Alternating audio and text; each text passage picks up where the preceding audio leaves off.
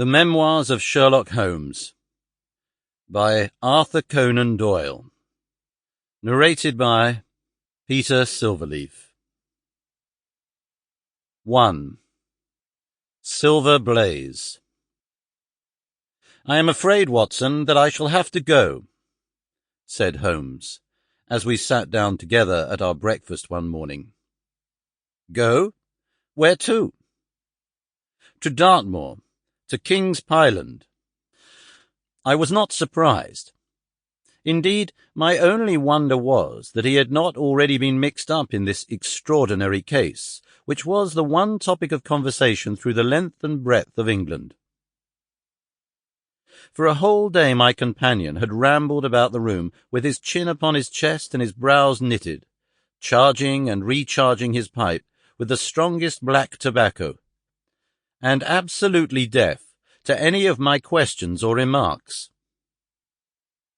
Fresh editions of every paper had been sent up by our newsagent, only to be glanced over and tossed down into a corner. Yet, silent as he was, I knew perfectly well what it was over which he was brooding.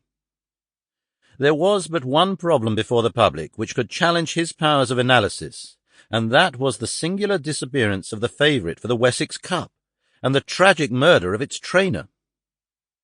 When, therefore, he suddenly announced his intention of setting out for the scene of the drama, it was only what I had both expected and hoped for.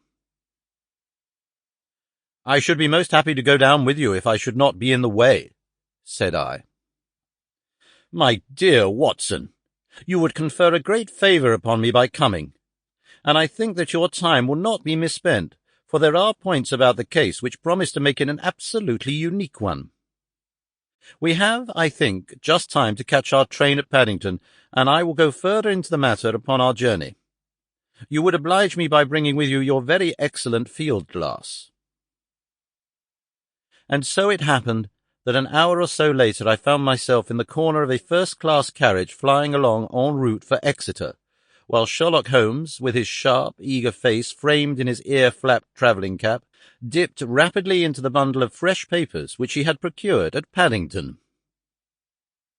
We had left Reading far behind us before he thrust the last one of them under the seat, and offered me his cigar-case.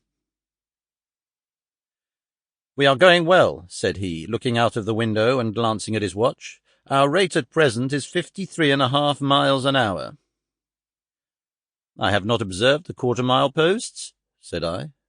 "Nor have I. But the telegraph posts upon this line are 60 yards apart, and the calculation is a simple—" Sample complete. Ready to continue?